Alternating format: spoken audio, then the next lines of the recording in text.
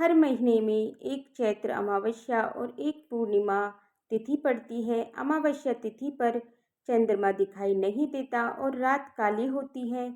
सभी 12 अमावस्या में चैत्र अमावस्या का विशेष महत्व माना गया है।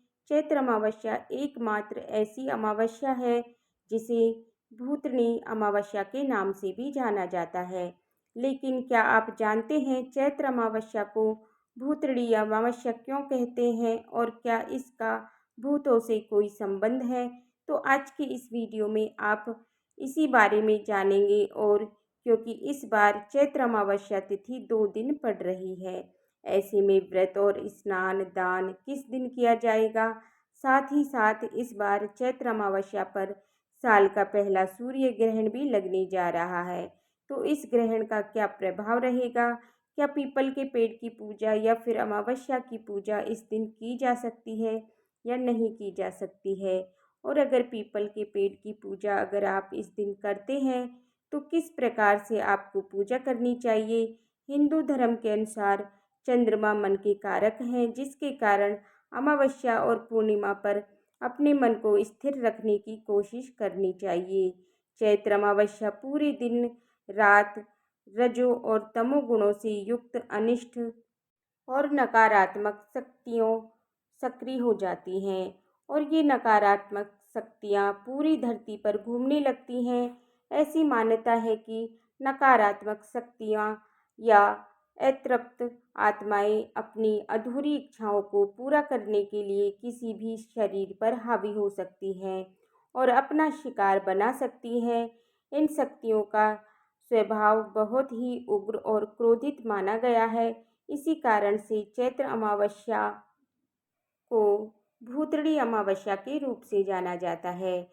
चैत्र या भूतड़ी अमावस्या तिथि पर बुरी शक्तियों का प्रभाव कम से कम करने के लिए गायत्री मंत्र, महामृत्युंजय मंत्र का जाप करना चाहिए। शिवलिंग का दूध और जल से अभिषेक करना चाहिए। हनुमान चालीसा का पाठ करना और ओम नमः शिवाय मंत्र का जाप करते हुए बहुत शुभ प्रभावित रहता है। और चैत्र अमावस्या के दिन देवी देवताओं और अपने कुल देवी देवताओं और नवग्रह की पूजा करना भी बहुत शुभ होता है। इस दिन पितरों के निमित्त श्राद्ध तर्पण पिंडदान करने से पूर्वज भी प्रसन्न होते हैं और ब्राह्मणों को भोजन कराने से ही पूर्वजों की आत्माएं तृप्त होती हैं। इस दिन ब्राह्मणों को भोजन कराने के अलावा अपनी सामर्थ्य के अनुसार दान दक्षिणा भी अवश्य देनी चाहिए। इस बार चैत्र अमावस्या की तिथि 28 मार्च दिन शुक्रवार को शाम 7:56 से प्रारंभ होगी और अमावस्या तिथि की समाप्ति होगी 29 मार्च शनिवार शाम 4:27 पर। ध्यान रखिएगा 28 मार्च को शाम सूर्यास्त के बाद से तिथि प्रारंभ होगी, इसलिए इस बार अमावस्या का व्रत और स्नान केवल 29 मार्च दिन शनिवार को ही होगा।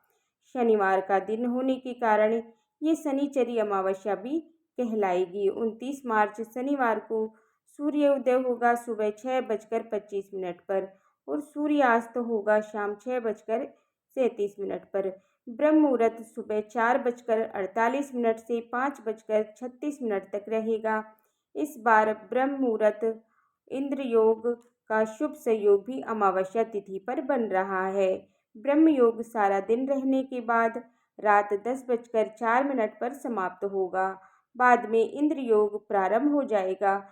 पितरों के निमित्त श्राद्ध तर्पण आप सुबह 11:50 से दोपहर 12:55 पर के बीच में कर सकते हैं। राहु काल सुबह 9 से 10:30 बजे तक रहेगा और अमावस्या तिथि के दिन प्रातःकाल पूजा का सबसे शुभ समय 5:05 से 6:15 तक रहेगा। शाम की पूजा का शुभ मुहूर्त शाम 6:37 से 7:47 तक रहेगा। गोधूली मुहूर्त रहेगा शाम 6:36 से 6:59 तक। इस दिन विषम मुहूर्त दोपहर 2:30 से 3:19 तक रहेगा और अमृतकाल दोपहर 3:11 से 4:36 तक रहेगा। और इस बार अमावस्या तिथि पर यानी 29 मार्च को साल का पहला सूर्य ग्रहण भारतीय समय अनुसार दोपहर 2:21 से प्रारंभ होगा और शाम 6:14 पर समाप्त होगा। क्योंकि ये सूर्य ग्रहण इस बार आंशिक सूर्य ग्रहण रहेगा, तो ये भारत में नजर नहीं आएगा। विदेशों में केवल कुछ ही जगहों पर जैसे Europe, Asia, north America, south America, Atlantic और आर्कटिक महासागर के कुछ हिस्सों में इसको देखा जा सकेगा। हमारे देश में ग्रहण दिखाई नहीं देगा, इसलिए इसका कोई भी सूतक हमारे देश में नहीं लगेगा। तो आप सुबह से लेकर शाम तक अमावस्या की जो भी पूजा है वो आप आराम से कर सकते हैं। गर्भवती महिलाओं को वैसे तो इस ग्रहण के घबराने की आवश्यकता नहीं है, लेकिन फिर भी हमारे घरों में ये परंपराएं चली आ रही हैं कि ये ग्रहण चाहे कहीं भी लगे, उसका कुछ न कुछ नकारात्मक असर धरती पर जरूर पड़ता है। तो हमारे देश में रहने वाले जो भी गर्भवती महिलाएं हैं, अगर वो चाहें तो ग्रहण से जुड़े हुए कुछ नियमों का पालन कर सकती हैं। जैसे कि ग्रहण की समाप्ति के बाद स्नान करें, आप अपने हाथों में कुछ न कुछ दान करें और ग्रहण के समय अपने पेट पर गैरू भी लगा सकते हैं। ऐसी मान्यता है कि गैरू लगाने से ग्रहण की नकारात्मक शक्तियाँ या कोई भी दुष्प्रभाव होने वाले शिशु पर नहीं पड़ता है। अमावस्या तिथि पर सुबह और शाम के समय पीपल के पेड़ की पूजा की जा सकती है। सुबह सूर्य उदय के बाद जल अर्पित किया जाता है। शाम को सरसों के तेल का दीपक जलाना चाहिए और पीपल के पेड़ में सबसे पहले शुद्ध जल अर्पित करें, फिर दूध से तिल और जौ मिलाकर पीपल की जड़ में अर्पित करें। जल और दूध अर्पित करने के बाद पुष्प और धूप चढ़ाएं। अब कुमकुम, चंदन, रोली और गुलाल लगाकर वृक्ष को प्रणाम करें। वस्त्र के लिए मौली या धागा आप जो पीपल के पेड़ का तना होता है उस पर बांध दें। 3, 5 या 7 बार, जितनी बार भी आप बांधना चाहें, और उसी से आपको परिक्रमा प्रारंभ करनी चाहिए। परिक्रमा आप 3, 5, 7, 11, 21, 108 भी कर सकते हैं। फिर सबसे अंत में आरती करके भोग लगाएं। ये भोग में आप कोई भी फल या 5 तरह की मिठाई पीपल के पेड़ में अर्पित कर सकते हैं। फिर माथा टेककर आशीर्वाद लेना चाहिए और पूजा पाठ में भी गलतियों के लिए क्षमा याचना करनी चाहिए। ध्यान रखिएगा, शाम को सूर्यास्त के बाद पीपल के पेड़ में जल नहीं चढ़ाया जाता है। और शनिवार के दिन अमावस्या हो या कोई भी अमावस्या हो, आपको अमावस्या तिथि पर शनि देव और भोलेनाथ का पूजन भी अवश्य करना चाहिए।